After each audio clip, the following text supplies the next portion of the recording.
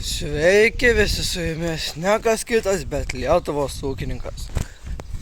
Tai kaip jūs susilaikę, kaip gyvenat? Gerai gyvenat. Rašė čia man vakar. Kur dingai, reiks diržą imt. Blemba prisibijau, galvoju, reik video kelt. Tai ką, grįšim vėl prie savo statybų. Nes dabar yra laukia 27, o dabar yra po 8:12.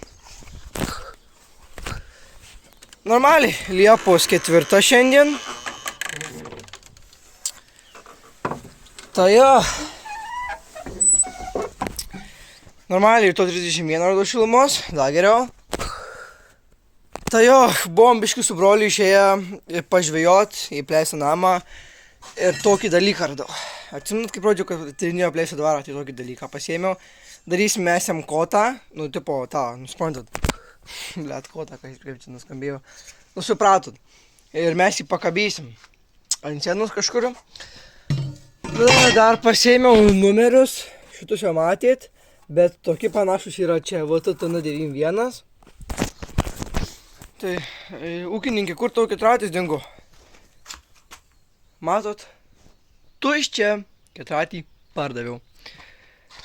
Gailiuosi realiai, kad pardaviau, durnas galėjau neparduoti, bet buvo kaip buvo. Kodėl pardaviau? Matot, tepalų balos. Vien tepalai. Šitą galėjau neparduoti, viskas jo buvo gerai, bet pirmą man sugedo karburatorius. Tas karburatorius, suprantu, ten jau senas buvo.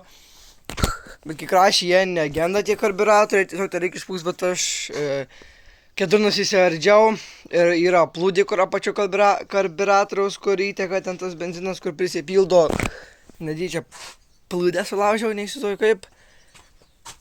Tai, nusipirkau karburatorių už 20 eurų, viskas ten rok, nusipirkau, pasikeičiau, pavažinėjau, kiek čia, kokią savaitę, gal net nepilnai. Jo savaitę pavažinėjau nepilnai, nebesikūrė. Galvoju, kas čia ble dabar. Tai pasirodo man, jeigu rasiu, parodysiu, čia dar pas mane tų karburatorių likę, čia mano senas karburatorius, va šitą va, tu čia plūdė tokia stovi plūdė. Ir jinai, ar aš ją sulaužiau, bet neklauskit kaip, bet dabar klausimas, ar aš rasiu tą dalyką. Jo, dar čia prieš karburatorių išvažiavau biškį toliau į Astrakį, tokį vieną. Ir užgesų, daugiau nebesikūrė, galvoju, what the fuck, aš čia ble darosi. Galvoju, jeigu negrįšiu, reikės bet 5 km stumtis. Bet atvažiavau pas tą draugelį, pas kurį važiavau, jis labai gerai žino apie ketračius. Pažiūrėjau, tai kad sako, vaikeli, tau žvakė taip kliuk, visas žvakės, tas sriegis išmaltas. Galvoju, pykdėt galvoju. Tai laimės turėjau žvakę pakeitė. Užsikūrė, jas, galvoju, koks laimingas, gerai, pabuvom, tai pakalbėjom, pašnekėjom, išvažiavau. Žiau namo, pradėjau, užsikūrinėję, pagazuoju, užgesta. Kokia problema? Pasirodo, va šitas va buvo skėlės, matot, va. Čia kur prie karburatoriaus dedasi ir prie to, aš vadinu į blokų, nežinau kodėl. Žodžiu, prie variklio viršaus taip dedasi ir va skilo šitas, ir kaip įsiskilo, man pradėjau orą gaudyti. Gerai, pizdu, pasikeičiu antrą. Važinėjau. Vis tiek, blemba, kažkas negerai, vis tiek jis dūsta. Pažiūro, vėl tas pats šūdas skilęs. Galvoju, nahui, atsiprašau, nesikeikus, galvoju, užpiso jau. Nusipirku vėl kitą. Važinėjau, vėl tas pats. Peisiai, pažiūrėjau, vėl skilė, trečias tas šūdas mano skilęs. Dėl ko skilės? Dėl to, nes aš žiauriai per daug buvau varžtus. Varžtus buvau užveršęs ir man pradėjau ją trukinėti ten, kadangi aliumas ten kažkoks huiznat, jis labai lengvai plyšta. Galvoju, pizdiec. Ką, tada aš nebetvarkiau. Galvoju, blemba, neparduot, ką čia blemba sugalvojus? Ar parduot, ar neparduot, blemba, gaila.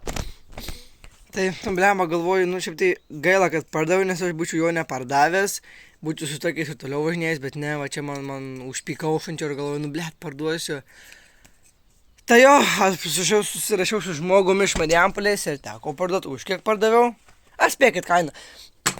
Parašykit į kainą, parašykit į komentarus, už kiek pardaviau, paspėliokit. Man įdomu.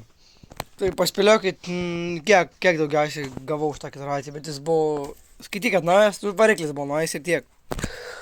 Tai atsiminimui pasilikau duslintuvą, va. Va, kaip išplėšiau duslintuvą, nežinau, ar įmanoma suviryti jau buvo, bet ir be duslintuvo gerai važiavo.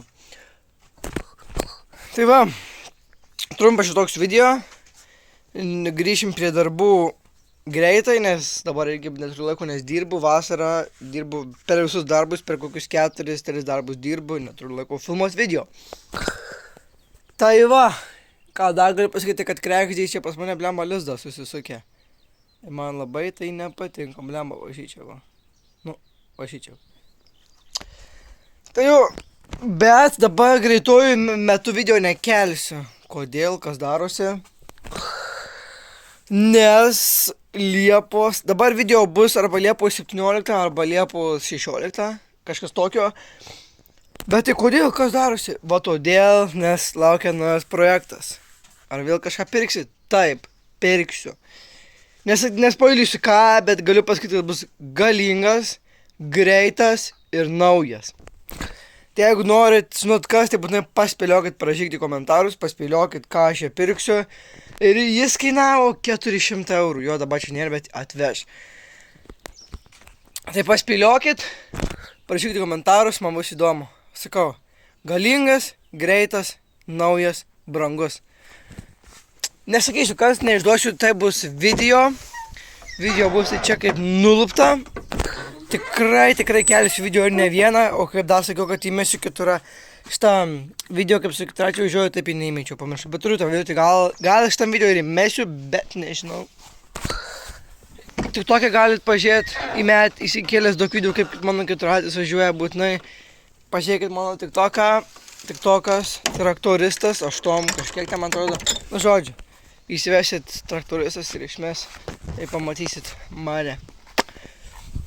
Tai vat, ačiū, kad žiūrėjote šį video, ačiū, kad dar nenusibostų jums.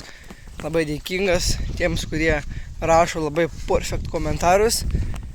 Tai jo, tai ką susitiksim Liepos 17 arba 16. Nepamirškit pakomentuot, pasidalinkit savo nuomonę, ką tik sakiau.